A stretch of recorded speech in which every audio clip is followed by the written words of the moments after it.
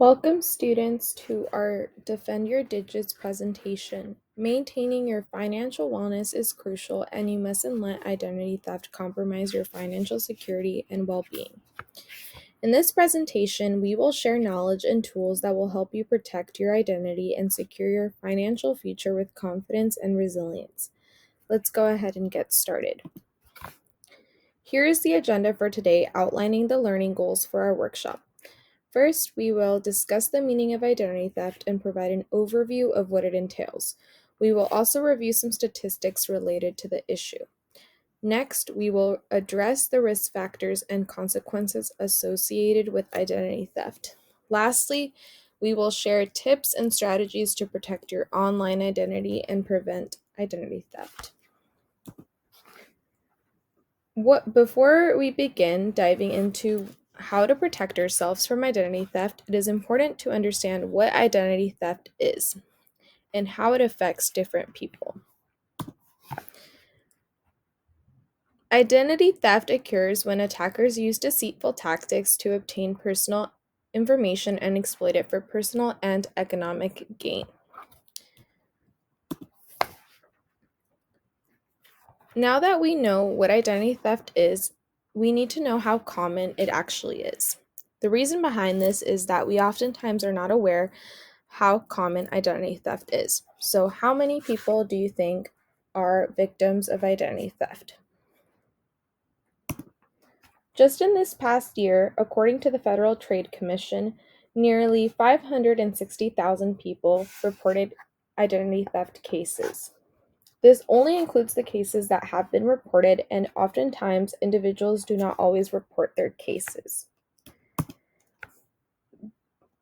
Now that we have seen the data, we can see how incredibly common it is for individuals to experience identity theft and why it is important to be aware of the risks and how to prevent it, because this can happen to anyone.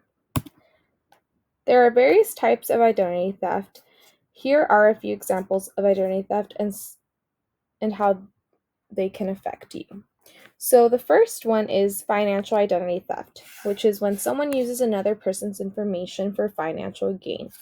An example of this could be using your personal information to access your bank account, make purchases, wire transfers, and open any new accounts with your information. Secondly, tax identity theft is when someone uses your personal information to file a tax return under your name and then receive that refund under your name. Another example of tax identity theft is filing a tax return while claiming dependents that are not truly your own. Lastly, a data breach is another form of identity theft because this is where protected information is stolen and viewed by attackers to potentially perform identity theft. An example of this would be an insurance data breach. Now that we've covered the different types of identity theft, it is important to know what kinds of information are used to commit those forms of identity theft. Some examples of the information that can be used are information that you put out on your social media, your date of birth, social security number, address, phone number, and account information. When attackers have access to this information, it is a lot easier for them to attack. So, here are some of the commonly used methods that identity theft attackers use. The first one is theft, which includes any form of unauthorized access to personal information without consent. This includes instances where sensitive information is left unattended or lost. Phishing is a method that scammers can use to get information. The way attackers get access to information is by sending text messages, emails, or calling to grab your attention to the point where you have given them your information.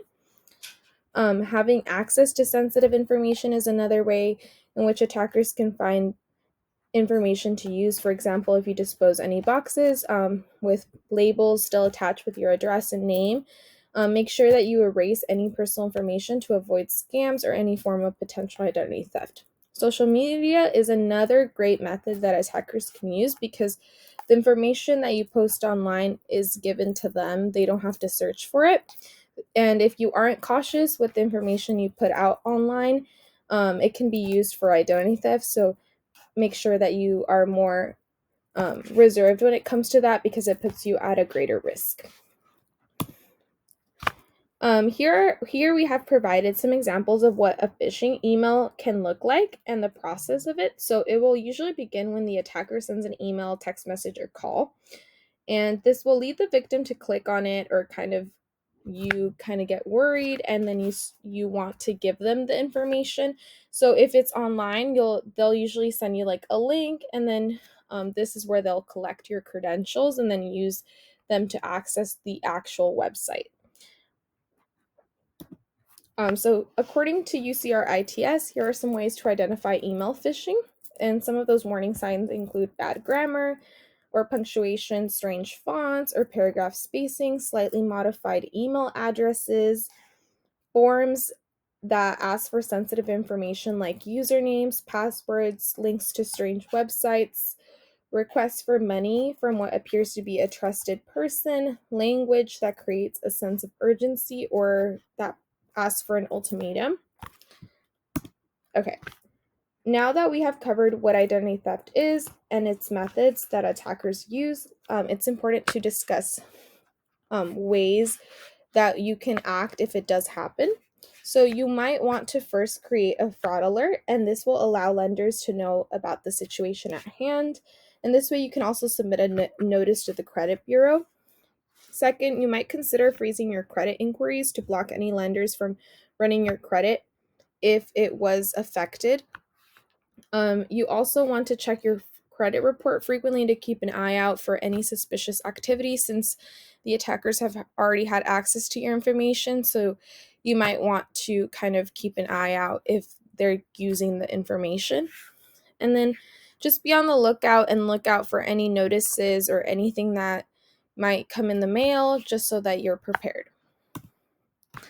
So now that we've talked about what to do if it happens, and all of the methods of identity theft, let's cover some ways in which you can prevent identity theft from happening. So you might want to check your credit inquiries frequently, because this will allow for you to catch on to anything relatively early. So if you happen to see a transaction that you don't recognize, you're more easily able to dispute it and get that resolved, rather than viewing it a couple years later and kind of your options might be limited.